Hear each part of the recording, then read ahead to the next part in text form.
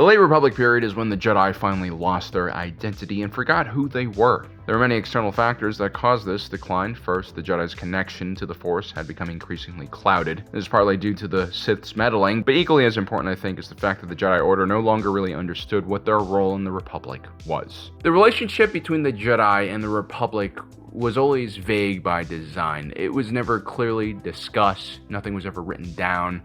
There was no debate about it. But that vagueness worked because the galaxy trusted the Jedi almost blindly. For thousands of years, the Jedi were the arbiters of justice, the protectors of the weak, the moral compass everyone relied on. People took comfort in believing that the Jedi were a pure beacon of hope. In the same way, some people in our own world look to religious figures or politicians to do their moral heavy lifting. For a long time, this very ambiguous relationship with the Republic really benefited the Jedi. If they ever felt like something the Republic asked them to do didn't line up with their code, they could always take a few steps back. For example, during the early Mandalorian Wars, the Jedi Council refused to let their members join the conflict. They felt like it wasn't their place to join the conflict. But by the Late Republic era, that same vagueness in their relationship also led to an over-reliance on the Jedi. The Jedi became the de facto diplomatic corps for the Chancellor's office, and they were dragged into bureaucratic and political problems they were really never meant to handle. The Jedi also became more political. They redefined peace as simply just supporting the Republic and its many initiatives, instead of maybe looking out for the needs of the average citizen in the galaxy. It was the mindset of an overwhelmed organization looking for structure and authority to lean on. And this is where the Jedi truly started losing their way. Suddenly, Jedi were being brought in to end labor disputes on behalf of corporations. We had Jedi becoming the defenders of despotic local regimes or bodyguards of corrupt Senate officials. It just was not a good look for the organization. And the truth is, the Jedi are just normal people, and like normal people, the majority of them are probably followers and not independent thinkers. And while the entire Jedi Order went under rigorous training, which was designed to create a strong moral compass in its followers, the individual Jedi could still make mistakes. They could be fooled, or they could, just fall prey to their own internal weaknesses. Even Qui Gon Jinn, who is seen as one of the most independent thinkers in the Jedi Order during this period, made a huge mistake that is, central to the discussion in this video. And so anyway, most Jedi just fell in line with the leadership. Being Force sensitive does not protect you from making stupid or poor decisions. And when the environment became more chaotic in the galaxy and the problems became harder to solve, that instinct to follow the Jedi Order's leadership became even stronger. And when the supposed guardians of everything that is right in the galaxy start to falter, it's oftentimes the most vulnerable and weakest people who end up getting hurt, individuals like Shmi Skywalker. Shmi Skywalker, the mother of Anakin Skywalker, the most consequential Jedi of the Late Republic period, had an incredibly difficult and cruel life. Her and her parents were actually captured when she was quite young by pirates and sold off into slavery. She bounced from one system to another in the service of different masters until she finally was purchased by Gardulla the Hutt on Tatooine. Everything that happened to her in this chapter of her life is directly connected to the failures of the Republic, the Republic security apparatus, and also the Jedi Order. They're supposed to be defending the Republic's constitution, which forbids slavery in any form. Even if Tatooine and Hutt space fall outside of the jurisdiction of the Republic, a failure to invest in the security and defense of the galaxy is most likely what led to Shmi Skywalker's family being kidnapped by pirates in the first place. I would also argue that allowing the Hutts to maintain such a massive amount of space where they can, run guns and spice is a huge problem as well. Shmi Skywalker would miraculously give birth to Anakin, who would also be born a slave. Gardulla the Hutt would lose the Skywalkers in a bet to the Toydarian junk dealer Watto, and the Skywalkers would move into a modest apartment in the Mos Espa slave quarters. It quickly became apparent that Anakin had an affinity to tinkering with things. He was really good at repairing and building all sorts of mechanical things. He also developed quite a reputation as a pod racer, and despite his mother's protests, Watto demanded the boy race for him. And this is a very dangerous sport. On several occasions, Anakin got involved in some pretty hairy crashes. In one case, he completely destroyed one of his legs and needed surgery to fix it.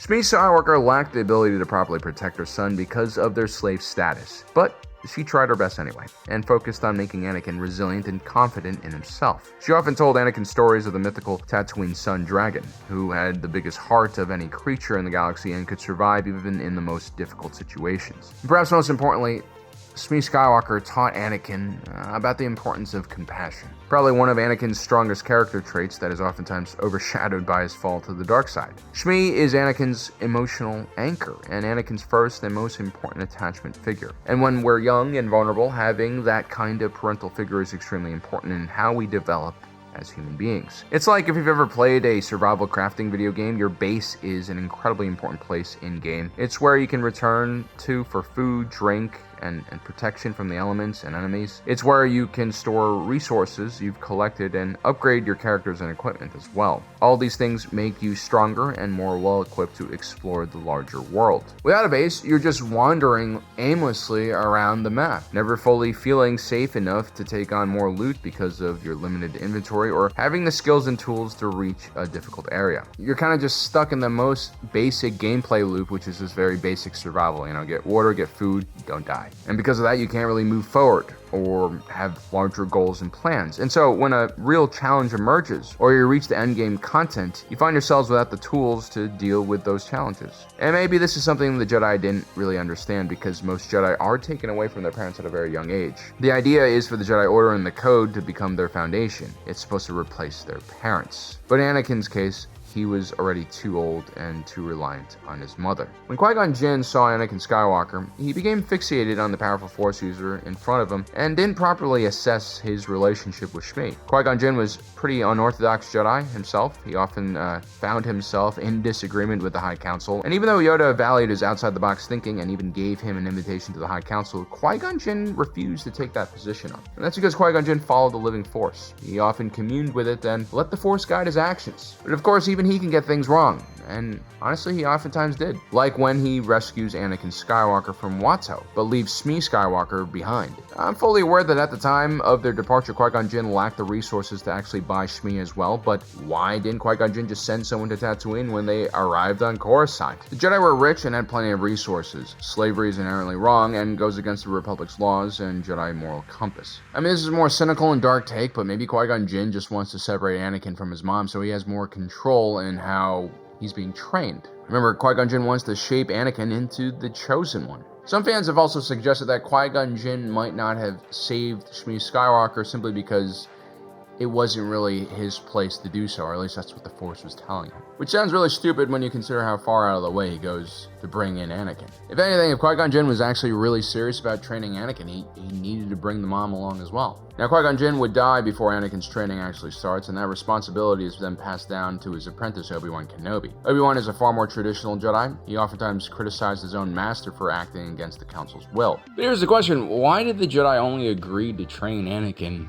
after the death of Qui-Gon Jinn? Was it because they wanted to honor a dying man's last wishes, or was it because the Order was afraid of Anakin and wanted to keep him in their sights? No matter what the reason was, they significantly bent the rules to allow this 9-year-old into the Order. The problem is, after that, they still treated him like any other Jedi recruit who had no memories of their family. And that just doesn't work for Anakin Skywalker because he's developed a very close bond with his mom, and like everyone knows, you don't remove a kid from their mom at the age of 9 because that causes a lot of problems down the road. The Jedi, again, were way too dogmatic. They already bent one rule. They should have been able to create an entire new playbook for Anakin. He was the Chosen One after all, and it would have been incredibly simple at this point to deploy a Jedi courier to Tatooine that could save Shmi from slavery. But no, that doesn't happen, and it's mainly because since their first meeting with Anakin, the High Council has detected a lot of fear in Anakin over the loss of his mother. This was the entire reason why Anakin was disqualified in his first hearing with the Jedi. The Jedi were wrong to do this because,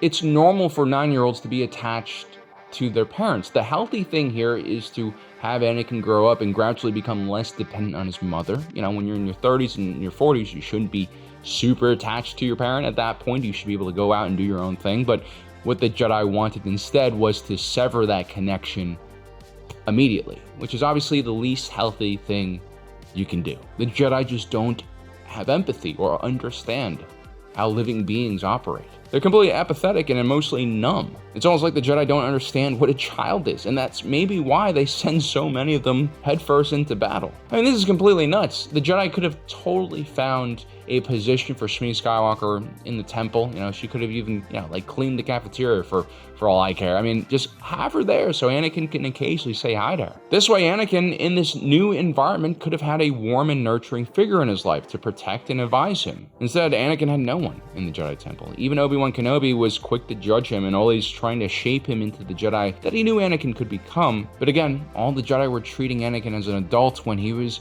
just a 10-year-old, 9-year-old boy who was extremely frightened and alone. The Jedi created their own monster by doing all of this to Anakin. His fall to the dark side is completely their fault. Palpatine just exploited their deficiency. And when Shmi Skywalker needed her son or the Jedi or the Republic the most, no one was there to save him. I mean, you had Cliegg Lars, who actually did save Shmi from slavery, but he lacked the abilities to protect her from the Tusken Raiders that lived in the area. This, of course, goes back to the failures of the Jedi and the Republic to bring stability to the Outer Rim, which is, just another factor in all of this. The Republic also tolerated the Hutt's rule in areas like Tatooine because it had become a place for Republic criminals to flee to. As long as these criminals weren't coming into Republic space and, wreaking havoc on Coruscant, the Republic just didn't bother. They looked the other way. The separation of Shmi Skywalker and Anakin Skywalker is probably one of the Order's cruelest decisions, and it's symptomatic of the larger failings of the organization, which have become much more focused on larger macro and galactic affairs and less on the basics, the fundamentals, like fighting slavery and keeping children with their parents. When I look at someone like Shmi Skywalker and young Anakin, they are amongst the purest characters in all of Star Wars. They literally have nothing, not even their own freedom. But when strangers arrive on their doorstep, they don't hesitate at all to help, and I don't think Anakin or Shmi did this out of some selfish desire to be saved.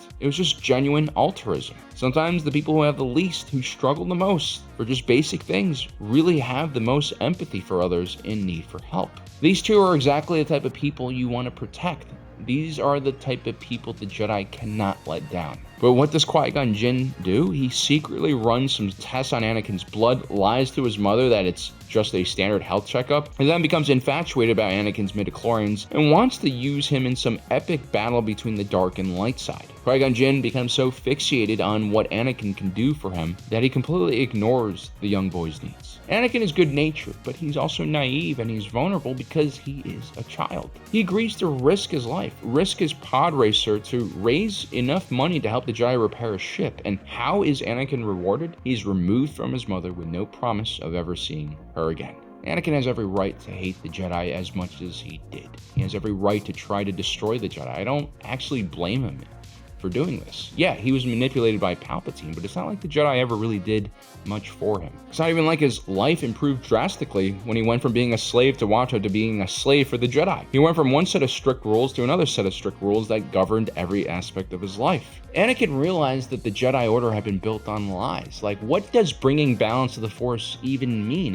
It's nonsensical when you're seeing people suffer on a daily basis out there. How can the Jedi be the guardians of the Republic when they're unable to even help the most vulnerable people in the galaxy? Or in Shmi Skywalker's case, they just plain ignored her. And what happens next is, well, Shmi gets to die the most horrific death possible, and Anakin, well, he murders all the Tusken Raiders that did this to his mother, and then he falls to the dark side. And is he wrong? Like, wouldn't you do the same thing for your mom if something horrible like that happened? I would murder a bunch of Tuskens. The Jedi stopped being a moral authority for the galaxy the second they removed themselves from the people and their daily struggles. Like all elite institutions and organizations, when one becomes too focused on the big picture and becoming masters of the universe or the Force or whatever bullshit, they also lose the trust of the people. Ultimately, it was actually Darth Sidious and the Sith who understood human nature the best.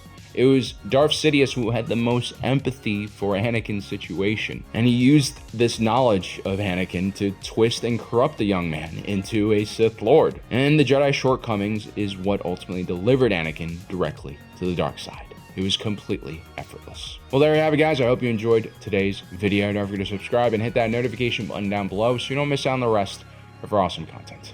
And as usual, my name is Alan, reminding you that my allegiance is to the Republic, to democracy. I'll see you next time.